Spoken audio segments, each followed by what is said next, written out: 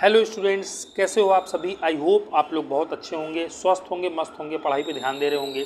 ये कक्षा 9 के लिए है, भौतिक विज्ञान है, गति चैप्टर है और इस गति चैप्टर का लेक्चर नंबर 2 है मेरा ये। आज के टॉपिक में हम जो पढ़ेंगे वो मैं पहले बता दे रहा हूँ।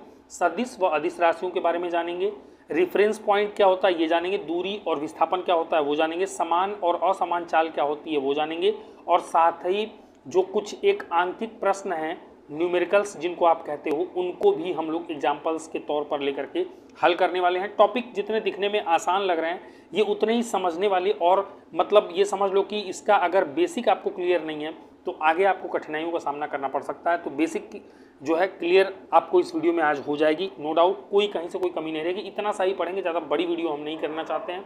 छोटी सी 15-20 मिनट की वीडियो जिसमें आप सब कुछ सीख के निकल लो। और एक बार ये सोहनलाल द्विवेदी साहब की एक ये जो रचना है इसको ज़रा सा देखिएगा, मुझे बहुत मस्त लगता है। ये कहते हैं कि डिगो ना अपने प्रण से तो सब कुछ पा सकते हो प्यारे, तुम भी ऊंचे हो सकते हो, छू सकते हो नभ के तारे। तो अगर आपको भी ऊंचाइयां छूनी हैं, ये नभ तक चमकते हुए जाना है, सूरज की तरह चमकना है, तो सूरज की तरह मेहनत भी करनी पड़ेगी। वीडियो छोड़ के भागोगे, कुछ और देखोगे, कहीं और टाइम पास करोगे, उससे काम नहीं बनेगा। ठीक है, तो इसी के साथ ही वीडियो को शुरू कर लेते हैं बिना टाइम खराब किए हुए। सदिश और अदिश राशियों पे चलते हैं।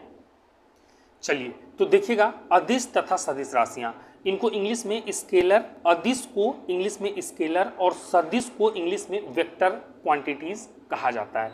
ठीक है, अदिश इंग्लिश में स्केलर और सदिश मतलब इंग्लिश में वेक्टर। तो स्केलर एंड वेक्टर क्वांटिटीज या हिंदी में अदिश व सदिश राशियां क्या होती हैं।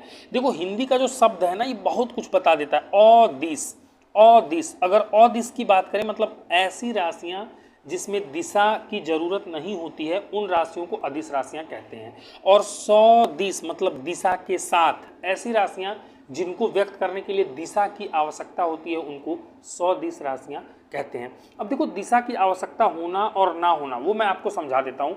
जैसे सिंपल शब्दों में समझो, अगर आपसे कोई आपका वेट पूछता है, तो जैसे मैंने पूछा कि बेटा बताओ आपका वजन कितना है, तो आप कहोगे सर मेरा वजन जो है 50 kg है। तुमने कहा कि मेरा वेट 50 kg है, तो अगर 50 किलो वजन बता रहे हो तो मैं समझ जाऊंगा कि ठीक है तुम्हारा वजन 50 किलो, तुम 50 किलो के हो। मुझे तुम्हें ये बताने की जरूरत नहीं थी कि मेरा वजन 50 किलो पूरब में है, 50 किलो पश्चिम में है, उत्तर में है कि दक्षिण में है। ये 50 किलो अपने आप में एक संपूर्ण जानकारी है, इसमें दिशा की कहीं से कहीं तक कोई आवश्यकता नहीं है। जैसे मैंने पूछा कि बेटा तुम्हारी घड़ी में कितना टाइम हो रहा है, तुमने कहा सर 9 बज रहे हैं, तो बस ये अपने आप 9 बजे हैं, तो ये अपने आप में एक कंप्लीट इंफॉर्मेशन है, तुम्हें अलग से और कुछ बताने की जरूरत ही नहीं है।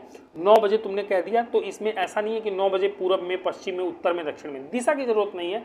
तो ऐसी राशियां अदिश राशियां कहलाती हैं। ठीक है, अदिश राशियां कहलाती हैं। देखो बेस्ट एग्जांपल्स यहाँ पे लिखे हुए हैं। द्रव्यमान यानी कि वही वेट हो गया, भार हो गया, घनत्व है ना, घनत्व, दूरी, चाल, आयतन, कार्य, ऊर्जा, शक्ति, ताप आदि, समय भी हो गया। ये सब कौन सी राशियां हैं, ये अदिश राशियां हैं। और अगर हम बात करें सदिश राशि की, सदिश मतलब दिशा के साथ, अब देखो कुछ राशियां ऐसी होती हैं जिनको व्यक्त करने के लिए दिशा की आवश्यकता पड़ती है। अगर आप दिशा नहीं बताते हो तो उसमें कन्फ्यूज़न हो सकता है या फिर कन्फ्यूज़न हो ही जाता है।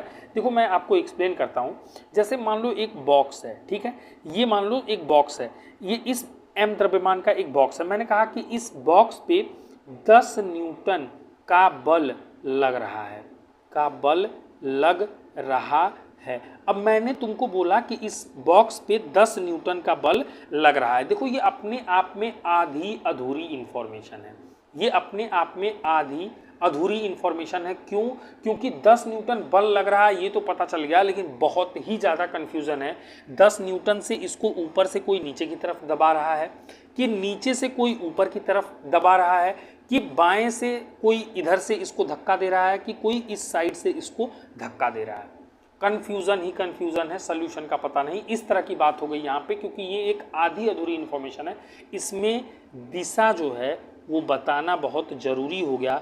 दिशा की जब ज़रूरत पड़ गई तो ऐसी ही राशियों को नाम दिया गया सदिश राशियाँ, या फिर इंग्लिश में इन्हीं को कहा गया वेक्टर क्वांटिटीज़, वेक्टर क्वांटिटीज़। अब सदिश राशियाँ समझ में आ गया, दिशा की ज़रूरत क्यों पड़ी। अगर मैंने कहा कि 10 न्यूटन ईस्ट में लग रहा है, 10 न्यूटन कहाँ लग रहा है, ईस्ट में लग रहा है, तो यानी कि ये जो बॉक्स रखा हुआ है, यही सेम बॉक्स m द्रव्यमान वाला, ईस्ट में बल लगने का मतलब कि हमें पता चल गया कि पूरब दिशा में इसको 10 न्यूटन से कोई खींच रहा है, अन्यथा 10 न्यूटन से कोई इसको पूरब दिशा में ढकेल रहा है। बल का पता चल गया, हमें ये पता चल गया कि ये बल लगाने से ये बॉक्स अगर मूव करेगा तो इसी दिशा में जाएगा। अगर हम इसके द्रव्यमान से ज़्यादा ताकत लगा देंगे तो ये आगे की तरफ इसी दिशा में मूव करते हुए चला जाएगा। तो वो एक हमें पूरी इंफॉर्मेशन मिल गई, एक कंप्लीट इंफॉर्मेशन यहाँ से मिल गई। तो हम बता पा रहे हैं कि 10 न्यूटन ईस्ट में, यानी कि दिशा की जरूरत अब तुम्हें समझ में आ गई होगी। ऐसी ही राशियां सदिश राशियां, तो अब सिंपल आपको समझ में आ गया होगा। सदिश और अदिश डेफिनेशन यहाँ पे लिखी हुई हैं, आप चाहो तो पढ़ सकते हो। अदिश राशियों में, सदिश राशियों का जो एग्जाम्पल है, देखो बल एक तो अभी मैंने समझाया, ऐसे ही वेग होता है, त्वरण होता है, संवेग होता है आदि। अब देखो संवेग तुमने नहीं सुना होगा, अभी आगे ही सुनोगे, जल्दी ही कक्षा 9 में जब आगे पढ़ोगे तो सुनोगे। लेकिन ये एक ऐसी राशि है, इसमें दिशा जरूरी है बतानी, बिना दिशा के संवेग का कोई महत्व नहीं है। वैसे ही त्वरण है, वैसे ही आपका वेग है। वेग भी अभी एक आधी लेक्चर बाद मैं खुद आपको पढ़ाऊंगा, तो वेग में भी मैं सिखाऊंगा कि आपको दिशा की आवश्यकता कैसे है। और बल में तो अभी मैंने जस्ट आपको सिखा दिया। तो एग्जाम्पल के तौर पर आपको याद रखना है, बल, वेग, त्वरण, संवेग, ये सब ऐसी राशियाँ हैं जिनमें दिशा की आवश्यकता होती है, और इसीलिए इन्हें कौन सी राशियाँ कहते हैं? सदिश राशियाँ कहते हैं। ठीक है। और हाँ, एक छोटी सी बात, परिमाण जो शब्द है ये इसका, जैसे मैंने कहा ना 10 केजी, तो इसमें जो 10 है ना वो इसका परिमाण है। परिमाण, इसी को इंग्लिश में मैग्नीट्यूड भी कहा जाता है। तो इंग्लिश वर्ड्स को भी हिंदी मीडियम वाले बच्चे पकड़ के चलें, ताकि आगे उनको दिक्कत का सामना ना करना पड़े। ठीक है, आई होप आपको समझ में आ गया होगा। अब आगे चलते हैं। अब देखो, अब हम लोगों को क्या करना है, अब यहाँ पे लिखा हुआ some basic terms related to motion, यानी कि गति से संबंधित कुछ बेसिक टर्म्स हैं जिनको जानना बहुत जरूरी है, सीखना बहुत जरूरी है। तो उनको मैं तुम्हें जल्दी जल्दी सिखा देता हूँ। एक तो पहला देखो, निर्देश बिंदु तुम्हें पता होना चाहिए। इंग्लिश में इसको रेफरेंस पॉइंट कहते हैं, कि क्या होता है निर्देश बिंदु या क्या होता है रेफरेंस पॉइंट। देखो, जब मैंने तुमको गति पढ़ाया था बेटा, तो मैंने कहा था ये तुलनात्मक अध्ययन है, किसी न किसी के सापेक्ष जो है इसको देखा जाता है। अकेले का बता पाना संभव नहीं है, आसपास या किसी भी लोग से तुलना करके पता चलता है। अगर उसमें परिवर्तन है समय के साथ तो गति में है, परिवर्तन नहीं है तो गति में नहीं है। तो जिससे आप तुलना करते हो, नोट करना इस बात को, जिस चीज से आप तुलना करते हो उसी चीज को निर्देश बिंदु या फिर रेफरेंस पॉइंट कहा जाता है। जैसे अगर कोई व्यक्ति ए से बी गया, बी से सी गया, उसने शुरुआत ए से करी, तो कह सकते हो कि ए जो है ये रेफरेंस पॉइंट है, निर्देश बिंदु है। हम जो कुछ भी आगे इस व्यक्ति के बारे में जानकारी हासिल कर रहे हैं वो इसी बिंदु के सापेक्ष हासिल कर रहे हैं। जिस बिंदु के सापेक्ष आप जानकारियों को देखोगे, जानकारियों को आगे उनकी जानकारी निकालोगे, जिस बिंदु के रिस्पेक्ट में, वह बिंदु रेफरेंस पॉइंट या निर्देश बिंदु कहलाएगा। आई होप समझ गए होंगे, इजी सी चीज़ थी। दूसरा, अगर दूरी की बात करें, डिस्टेंस, देखो हमेशा याद रखो, जब भी दूरी या डिस्टेंस की बात करता है किसी भी व्यक्ति या वस्तु द्वारा तय किए गए, उसके द्वारा तय किए गए रास्ते की जो कुल लंबाई है, रास्ते की कुल लंबाई बहुत इंपॉर्टेंट पॉइंट है। बहुत सारे लोग गलती करते हैं और ये सोचते हैं कि आसान है, लेकिन बेसिक्स को क्लियर करना कॉन्सेप्ट के हिसाब से बहुत ज़रूरी है। रास्ते की जो कुल लंबाई है, याद रखना, उसी को दूरी कहते हैं। अभी मैं जब न्यूमेरिकल्स कराऊंगा, कुछ एग्जांपल्स मेरे पास हैं अच्छे, तो वहाँ पे और बढ़िया से क्लियर हो जाएगा। फिलहाल रास्ते की कुल लंबाई दूरी, और याद रखना दूरी जो है ना ये एक अदिश राशि है, इसमें दिशा बताने की जरूरत नहीं है। तुमने कहा कि, जैसे तुमने कह दिया कि सपोज करो तुमने कहा कि गोरखपुर से दिल्ली के बीच की दूरी 700 किलोमीटर है, तो बस कहानी खत्म। गोरखपुर से दिल्ली या दिल्ली से गोरखपुर 700 किलोमीटर की दूरी पर है, डिस्टेंस पर है, दिशा की कोई आवश्यकता यहाँ पर नहीं है। तो यह एक अदिश राशि है। और दूरी का अगर एसआई सिस्टम में मात्रक देखें तो मीटर है। हमेशा याद रखना जो इसका मात्रक है वो क्या है, मीटर है। अब थोड़ा सा इसी के दूसरे पहलू की तरफ चलते हैं, जिसको हमने विस्थापन नाम दिया हुआ है। इंग्लिश में इसको डिस्प्लेसमेंट कहा जाता है। एक्चुअल में डिस्प्लेसमेंट क्या होता है, बात को समझना। प्रारंभिक और अंतिम स्थितियों के बीच की जो न्यूनतम दूरी है उसको हम लोग विस्थापन कहते हैं। जो न्यूनतम दूरी है उसको हम लोग कहते हैं विस्थापन। देखो, जैसे सपोज करो इस बिंदु से कोई चलना शुरू करता है, मान लो वो यहाँ जाता है, फिर वो यहाँ पहुँचता है और यहाँ आके रुक जाता है। तो इसके द्वारा चली गई दूरी अगर कोई पूछेगा, बिंदु ए से बिंदु बी के बीच अगर चली गई दूरी पूछेगा, तो तुमको ए से ये वाली दूरी नापना पड़ेगा और यहाँ से ये वाली दूरी नापना पड़ेगा, तो तुम कहोगे उसके द्वारा चली गई दूरी है। लेकिन अगर वह विस्थापन पूछेगा तो विस्थापन का मतलब है प्रारंभिक और अंतिम स्थितियों के बीच की न्यूनतम दूरी, सबसे कम दूरी। तो ए से बी के बीच की सबसे कम दूरी पता कैसे मिलेगी बेटा, ए से बी को एक सीधी लाइन से मिला दो, ए से बी को एक सीधी लाइन से मिला दो। ये जो दूरी मिली है ये सबसे छोटी दूरी है, सबसे न्यूनतम दूरी है किसके किसके बीच की, ए से और बी के, ए और बी के बीच की। तो ये वाली दूरी जब तुम निकाल लोगे ना न्यूनतम वाली, तो इसी दूरी को हम लोग कहेंगे कि वह ए और बी के बीच का क्या है, विस्थापन है बेटा, न्यूनतम दूरी। जैसे तुम लोग अगर गांव में रहते होगे तो कई बार क्या होता है, जब कोई खेत वेत जब कटे होते हैं ना, खेत वेत खाली होते हैं और कभी कोई पैदल जा रहा होता है ना, तुमने सुना होगा लोग कहते हैं अरे तिरछा चल जा, भोजपुरी में लोग कहते हैं अरे तिरछे चल जा। तिरछे चल जा मतलब क्यों कहते हैं, क्योंकि अगर तिरछे इस तरह से तिरछी अगर आपने जो है दूरी तय की, तो आप अगर उस दो पॉइंट्स के बीच की न्यूनतम दूरी तय करोगे, एक तरह से आप विस्थापन जो है ढूंढ रहे हो, न्यूनतम दूरी ढूंढ रहे हो, कह रहे हैं तिरछे चल जा, है ना। वो डिस्प्लेसमेंट की जरूरत मैं तुम्हें बता रहा हूँ, आवश्यकता बता रहा हूँ कि पढ़ाया क्यों जा रहा है, इसीलिए पढ़ाया जा रहा है क्योंकि बेसिकली लोग कहते थे गाँव में कि तिरछे चला नगीज पड़ी, है ना। वो लोग कहते हैं कि मतलब ऐसे ही आप चले जाओ, नज़दीक पड़ेगा, ये रास्ता जो है वो छोटा है। तो वो जो सबसे छोटा रास्ता है ना बेटा, दो बिंदुओं के बीच का, उसी को हम लोग विस्थापन कहते हैं। और याद रखना ये एक सदिश राशि है, इसमें दिशा की बड़ी ज़रूरत पड़ती है। ए से बी आप जा रहे हो कि बी से आप ए की तरफ आ रहे हो, इसकी आवश्यकता पड़ती है। तो यह एक सदिश राशि है, दिशा बताना इसमें बहुत ज़रूरी है। अभी आगे एग्जाम्पल कराऊंगा तो बहुत ज़्यादा क्लियर हो जाएगा। और इसका मात्रक भी क्या है, इसका मात्रक भी बेटा मीटर है, याद रखो। विस्थापन भी किसमें नापते हैं, मीटर में नापते हैं, ठीक है। और विस्थापन के बारे में एक चीज़ और है कि चूंकि यह एक सदिश राशि है, मैंने आपको पढ़ाया कि विस्थापन एक कैसी राशि है, सदिश राशि है। तो सदिश है मतलब इसमें दिशा है, और जिसके अंदर दिशा हो गया ना, तो वो सदिश राशि बेटा याद रखो धनात्मक, ऋणात्मक या शून्य कुछ भी हो सकती है। यानी कि विस्थापन जो है वो धनात्मक, ऋणात्मक या शून्य कुछ भी हो सकता है। कोई भी सदिश राशि, ये सदिश राशि का गुण है कि वह धनात्मक, ऋणात्मक या शून्य कुछ भी हो सकता है। अच्छा, कैसे हो सकता है वो भी मैं आपको अभी जब न्यूमेरिकल्स कराऊंगा ना, मस्त आराम से वहाँ पे क्लियर हो जाएगा। बस थोड़ा सा समय तो देना पड़ेगा अगर तुम्हें चीज़ें अच्छे से सीखना है, ठीक है। तो चलो आगे चलते हैं, ये पॉइंट भी आपको समझ में आ गया होगा। अच्छा हाँ, अभी विस्थापन के बारे में थोड़ी बहुत चीज़ें और तुम्हें बताया। देखो विस्थापन जो है वो या तो दूरी से छोटा होगा या दूरी के बराबर होगा। जैसे मैंने क्या बताया, ए से कोई व्यक्ति यहाँ गया, फिर यहाँ गया, अब यहाँ रुक गया, तो ये यहाँ ए से बी गया है वो, और वाया एक्स गया है, तो ए एक्स और प्लस एक्स से बी की जो दूरी नापोगे ये पूरा लिख दोगे, तो ये निकाल दिया तुमने दूरी। लेकिन विस्थापन में क्या है, इनके बीच की न्यूनतम कैसे मिलेगी, ए और बी को एक सीधी रेखा से मिला दो, तो ये जो ए बी है, ए बी ये न्यूनतम दूरी है, और ये क्या है, विस्थापन है। अब जानते हो विस्थापन जो है चूंकि न्यूनतम दूरी है तो हमेशा दूरी से क्या होगा, छोटा होगा। विस्थापन हमेशा दूरी से छोटा होगा, बहुत ज़्यादा होगा। जैसे कोई व्यक्ति ए यहाँ से चल के यहाँ पर गया बी पर, तो यहाँ पर तुम देख रहे हो कि वह सीधे ही गया है, यानी दूरी भी ए बी है और विस्थापन भी, इनके बीच की न्यूनतम दूरी ए बी है। तो दूरी और विस्थापन आपस में बराबर हो सकते हैं। विस्थापन लेकिन हमेशा या तो छोटा होगा दूरी से या ज़्यादा बराबर होगा। विस्थापन कभी भी दूरी से बड़ा नहीं हो सकता, याद रखना। या सिंपली अगर दूरी को बाएं साइड में लाएं तो विस्थापन बटे दूरी लेस देन इक्वल टू, हम इधर क्या लिख सकते हैं, 1 लिख सकते हैं। यानी कि विस्थापन और दूरी का जो अनुपात है, याद रखना कि विस्थापन और दूरी का जो अनुपात है बेटा वो हमेशा 1 या 1 से छोटा ही होगा, कभी भी 1 से बड़ा नहीं हो सकता, क्योंकि विस्थापन खुद ही मैंने कहा कि न्यूनतम दूरी है। तो इस वजह से ये वाली कंडीशन बनेगी। इस कंडीशन को भी एक बार माइंड में रख लेना, ठीक है। इसलिए कह रहा हूँ बेसिक मैं आपको एकदम अच्छे से क्लियर कराऊंगा, एकदम इतना बेहतरीन तरीके से कि आपको कभी इन चीज़ों में दोबारा कन्फ्यूज़न हो ही ना, ठीक है। और एक चीज़ और याद रखना कि विस्थापन मैंने अभी बताया कि धनात्मक हो सकता है, मैंने कहा बेटा वो ऋणात्मक भी हो सकता है और जीरो भी हो सकता है। मैं किसकी बात कर रहा था, विस्थापन की। लेकिन अगर मैं बात करूं दूरी की, तो याद रखना दूरी कभी भी शून्य नहीं हो सकती। क्यों नहीं हो सकती, क्योंकि भाई दूरी क्या है, रास्ते की कुल लंबाई है।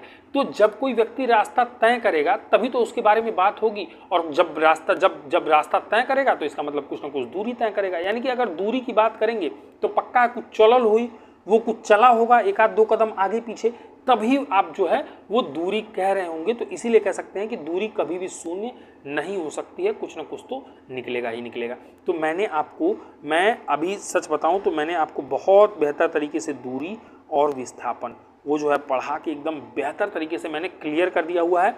अब आपका बेटा होमवर्क है, किताब खोलो और दूरी और विस्थापन में अंतर, दूरी और विस्थापन में अंतर अगर जो बच्चा होशियार है कमेंट बॉक्स में लिख पाता है तो एक दो पॉइंट्स मुझे लिख के बता दे, नहीं तो घर पे नोटबुक में आप जरूर लिखें दूरी और विस्थापन में अंतर। ठीक है, चलिए तो अब थोड़ा सा और आगे चलते हैं।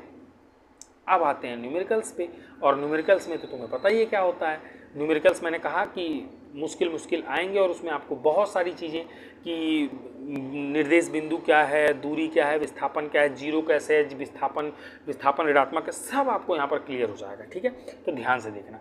ये एग्जाम्पल नंबर 1 है, एक क्वेश्चन नंबर 1 है। क्वेश्चन के थ्रू हम चीज़ों को और ज़्यादा क्लियर करेंगे। कह रहा है एक व्यक्ति एक सीधी सड़क पर ए से बी तक, यानी कि एक रोड है, जैसे मान लो ये रोड है, ठीक है, ये रोड है, ये रास्ता है ना। अब यहाँ पर सपोज दैट यहाँ पर कोई एक बिंदु है ए, तो कह रहा है ए से बी तक 300 मीटर जाता है, यानी कि ए से चल के ऐसे चलते चलते मान लो यहाँ पर कहीं पर क्या है, बी है, तो उसने खुद बताया है कि कितने मीटर तक चल गया, वो 300 मीटर, यानी कि यहाँ से जो यह दूरी है वह 300 मीटर की है, ए से बी के बीच की। फिर वो कह रहा है कि पुनः बी से ए की ओर 60 मीटर चलकर, यानी बी से अब वह ए की तरफ बढ़ रहा है। सपोज करो यहाँ तक चलते चलते आ गया, यह पॉइंट सी है, ऐसे आ रहा था और यह 60 मीटर, ये बी से सी के बीच की जो दूरी है वह 60 मीटर है, चलकर बिंदु सी पर आ जाता है, यहाँ पर आ चुका है। कह रहा व्यक्ति द्वारा तय की गई कुल दूरी तथा उसका विस्थापन ज्ञात कीजिए। तो मैंने आपको अभी पढ़ाया है बेटा कि दूरी बराबर क्या होता है, दूरी मैंने पढ़ाया है रास्ते की कुल लंबाई। तो रास्ते की कुल लंबाई क्या है, ए से बी वह गया है कितना, 300, और फिर बी से चल करके सी तक आया है कितना, 60, दोनों को जोड़ दिया 360 मीटर। यह जो है उस व्यक्ति द्वारा तय की गई कुल दूरी निकल गई। ठीक है, सिंपल है, समझ में आ गया। और विस्थापन ज्ञात कीजिए। मैंने तुम्हें अभी जस्ट डेफिनेशन पढ़ाया है कि विस्थापन क्या होता है, बताओ क्या होता है, मन में खुद बोलो क्या होता है विस्थापन। तुम कहोगे कि दो बिंदुओं के बीच की न्यूनतम दूरी, चलो छोटा सा ही लिखता हूँ, न्यूनतम दूरी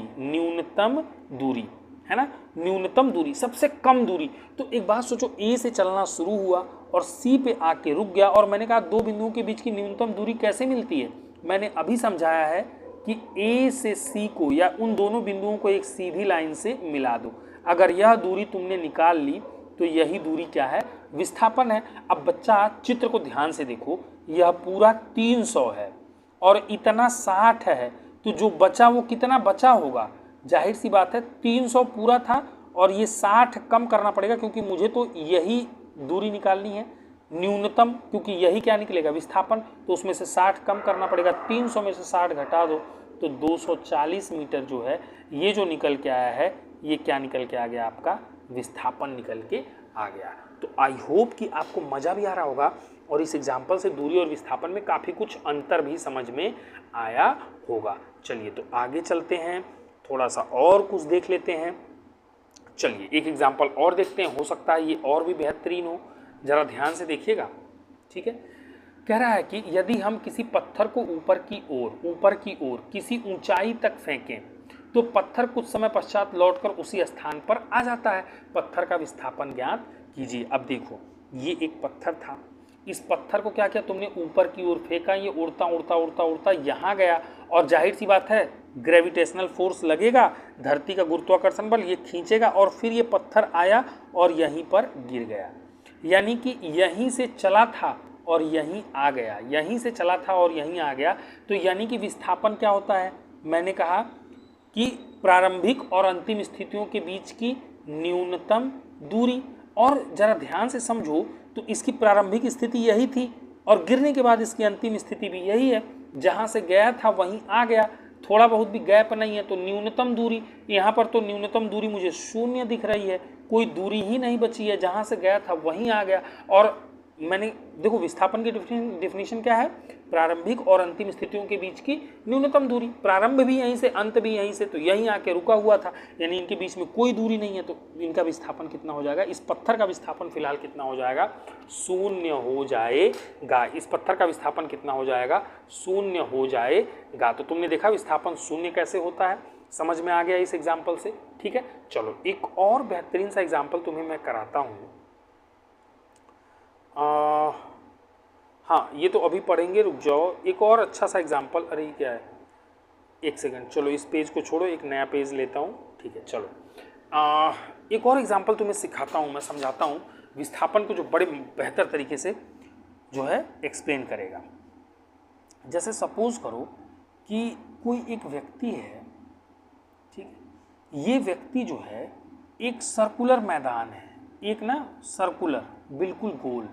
अब ये सपोज करो, एक सेकंड, ये दो हो गए, एक हटा देता हूँ, एक ही बनाता हूँ। ये देखो, ये सर्कुलर मैदान है।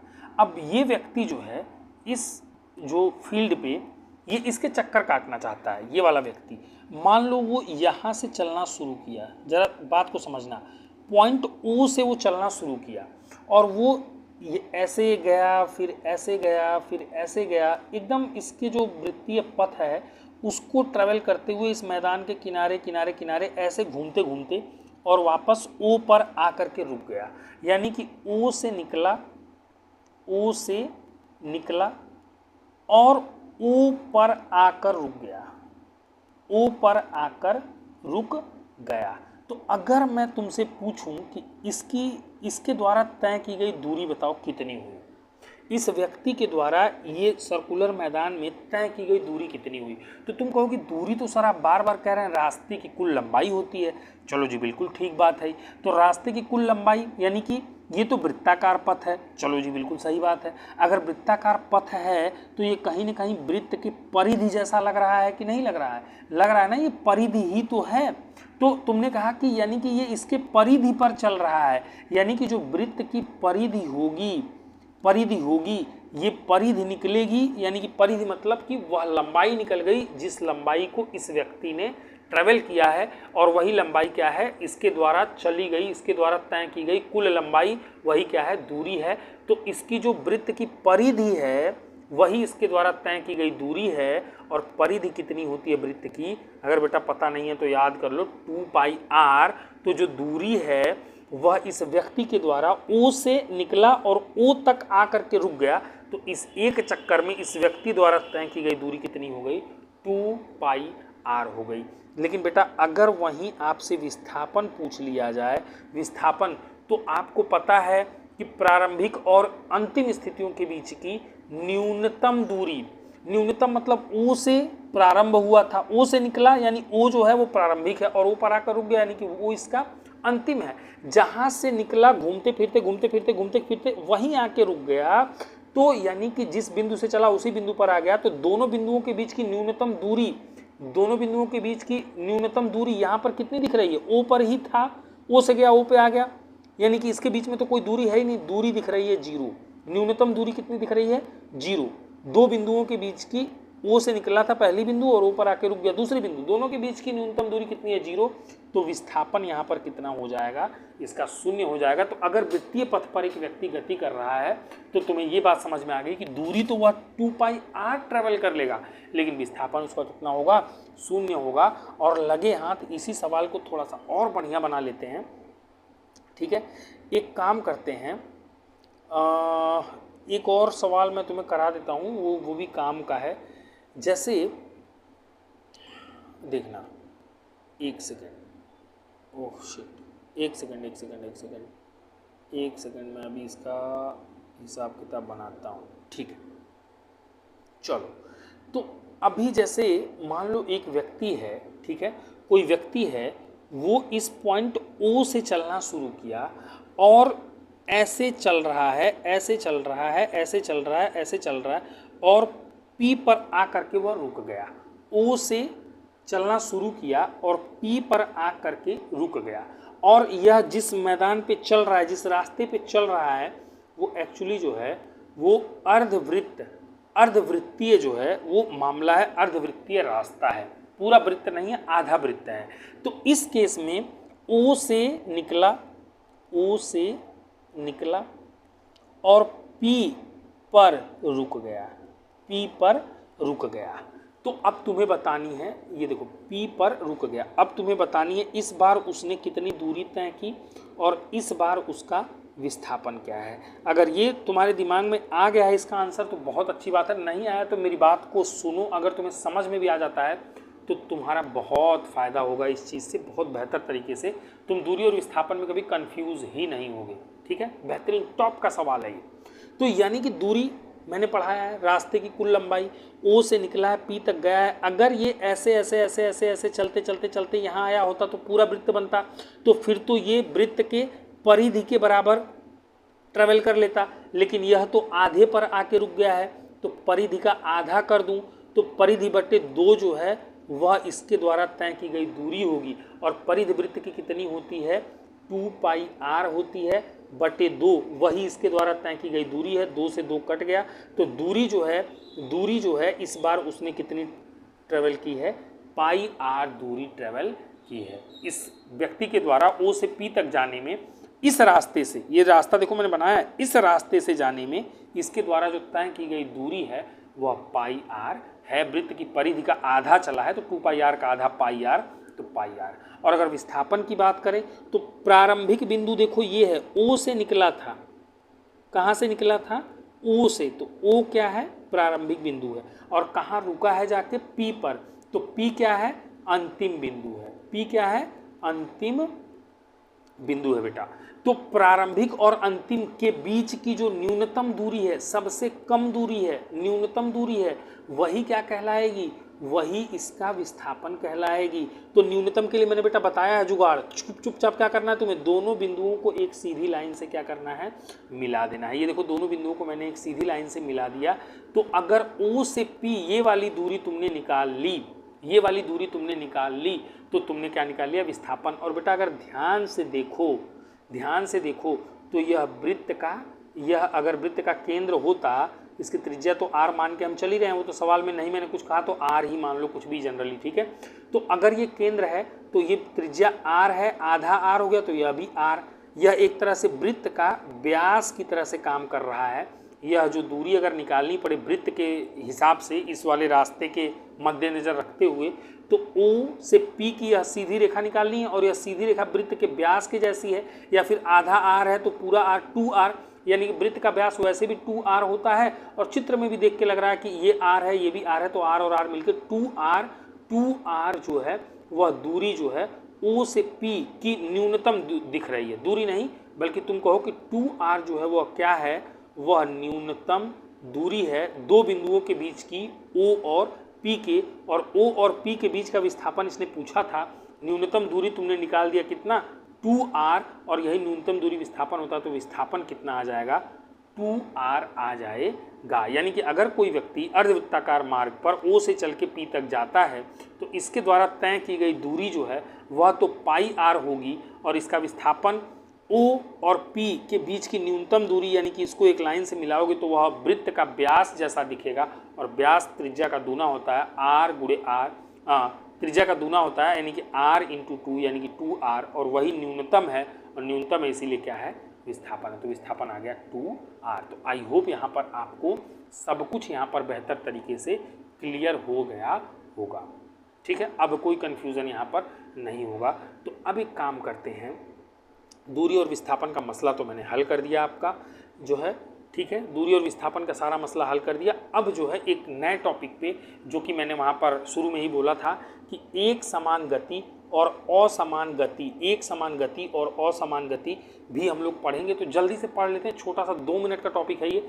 एक समान गति, हिंदी का जो शब्द है ना, खूब मस्त वाली चीज़ बताता। एक समान, एक समान यानी कि हर जगह एक जैसी गति हो तो उसको एक समान गति, और असमान, असमान हर जगह अगर एक जैसी नहीं है तो असमान गति। यानी एक समान को इंग्लिश में यूनिफॉर्म और असमान को इंग्लिश में नॉन यूनिफॉर्म मोशन कहते हैं। देखो एक समान की जो बढ़िया परिभाषा है वो क्या है कि यदि कोई वस्तु एक निश्चित समयांतराल में समान दूरी तय करती हो तो उसकी गति एक समान गति कहलाती है। जैसे बेटा मैं बताता हूँ तुम्हें, जैसे मान लो ए से ये बी, बी से ये जो है सी, और सी से सपोज करो डी, है ना। कोई एक सपोज करो बस है जो ए से बी जा रही है, फिर बी से सी से डी, ठीक है। और ए से बी के बीच में 1 घंटा लगा, बी से सी के बीच में समय 1 घंटा लगा, और सी से डी के बीच में भी समय जो है वो 1 घंटा लगा। यानी कि देखो निश्चित समयांतराल, या फिर इसको समान भी कह सकते हो, समान समयांतराल 1 घंटा 1 घंटा 1 घंटा हमने दिया।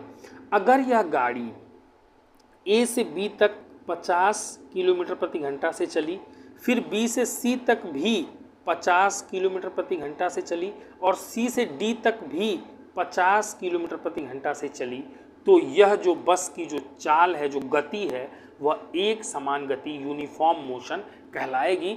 डेफिनेशन ये कहती है कि समान समय अंतराल 1 घंटा 1 घंटा समान समय अंतराल में समान दूरी तय करती हो।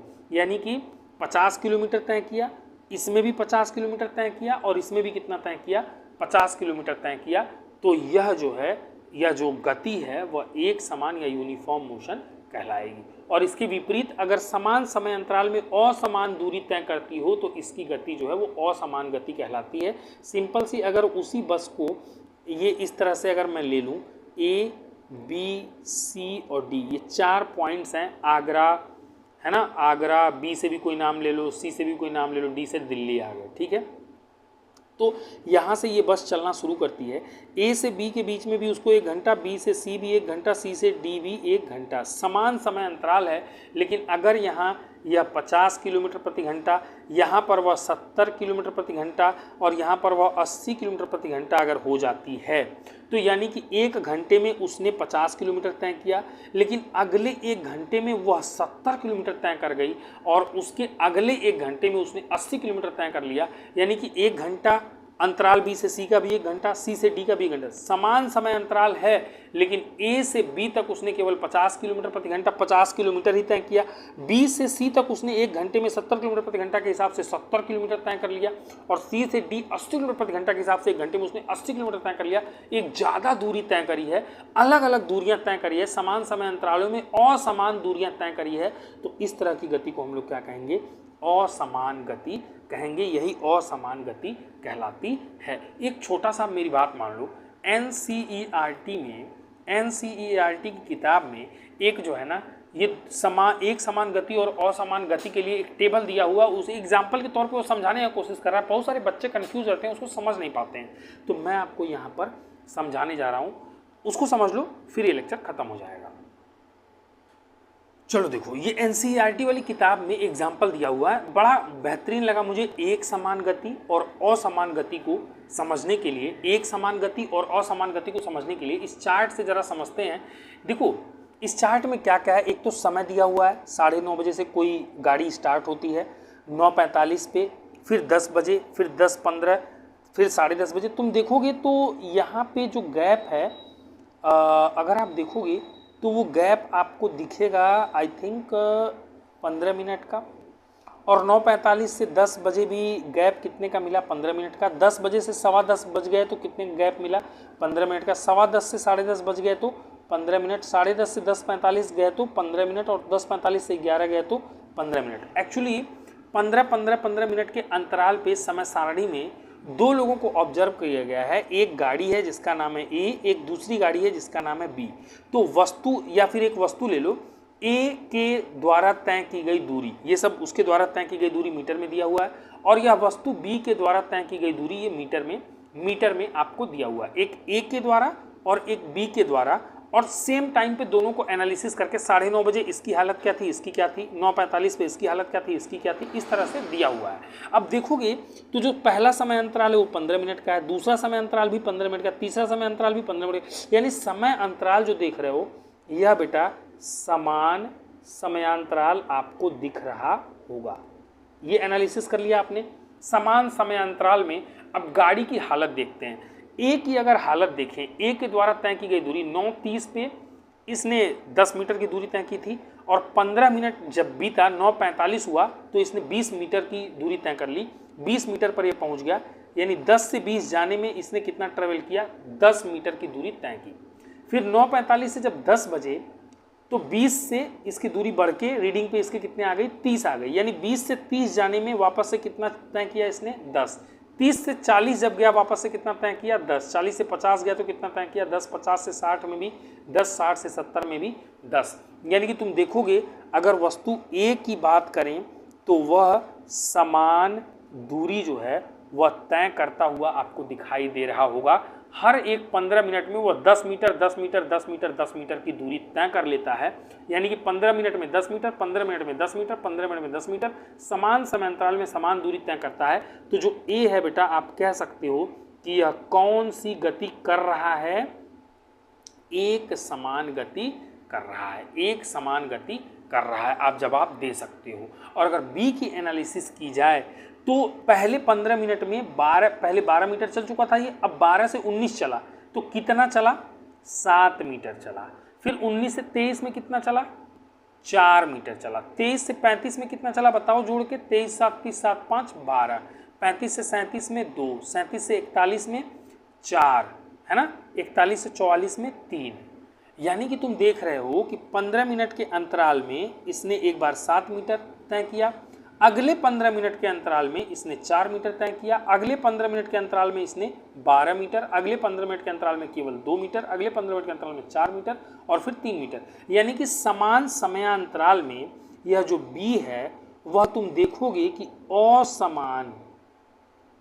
असमान दूरियां तय कर रहा है, ये असमान दूरी तय कर रहा है। समान देखो 15 मिनट 15 मिनट 15 मिनट समयांतराल इसके लिए भी समान है, लेकिन यह जो दूरी तय कर रहा है, यह जो दूरी तय कर रहा है, यह समान समयांतराल में असमान दूरी तय कर रहा है। और अभी मैंने पढ़ा है कि समान समयांतराल में अगर असमान दूरियां तय करे तो उसके द्वारा तय की गई दूरी क्या कहलाएगी, असमान। उसके द्वारा तय की गई उसकी जो चाल होगी उस पर्टिकुलर मोमेंट पे वो असमान गति, उसकी जो गति होगी उस समय पे वो कौन सी गति कहलाएगी, असमान गति कहलाएगी। तो तुम कह सकते हो कि बी के द्वारा जो तय की गई दूरी है, बी के द्वारा जो तय की गई दूरी है, जो उसकी चाल है उस पर्टिकुलर दूरी को तय करने में, बी की जो चाल है वो असमान, या उसकी गति जो है वो असमान गति कहलाएगी। और ए की जो गति है वो कौन सी गति कहलाएगी, एक समान गति कहलाएगी। तो ये एनसीईआरटी के एग्जाम्पल भी मैंने आपको एक्सप्लेन कर दिया। इस तरह से आप इस एग्जाम्पल को समझ सकते हो और एक समान और असमान गति को भी आप बेहतर तरीके से समझ सकते हो, जो कि इसके पहले मैंने आपको अभी थोड़ी देर पहले पढ़ा दिया है। ठीक है, तो जैसा मैंने वादा किया था इस वीडियो में यहीं तक पढ़ाऊंगा मैं, तो ये वीडियो आज यहाँ पे मैं ख़त्म करना चाहता हूँ। और हाँ, एक बात मैं कहना चाहूँगा, इसकी जस्ट आगे वाली वीडियो भी इतनी ही अच्छी है, इतनी ही बेहतरीन है। मैं कह रहा हूँ कि उसमें तो और भी, मतलब उसमें हम लोग पढ़ने वाले हैं चाल, उसमें पढ़ने वाले हैं वेग, है ना, ऐसी चीज़ें उसमें पढ़ने वाले हैं और इतनी गजब गजब की चीज़ें हैं कि मतलब मैं बता नहीं सकता हूँ तुम्हें। ठीक है, तो इस चीज़ को ध्यान रखना कि अगर भाई रेगुलर आप पढ़ने आ रहे हो तो अगली क्लास में भी आओ, अगली क्लास को भी अटेंड करो। चलिए, आई होप कि आप यहाँ तक आपको अच्छा लगा होगा। वीडियो को लाइक कर देना अगर आपने पढ़ा है, ठीक है, और शेयर तो आप कर ही दोगे अपने दोस्तों में। चैनल को सब्सक्राइब कर लेना अगर आपको ऐसी वीडियोज़ चाहिए। Okay, thank you for watching.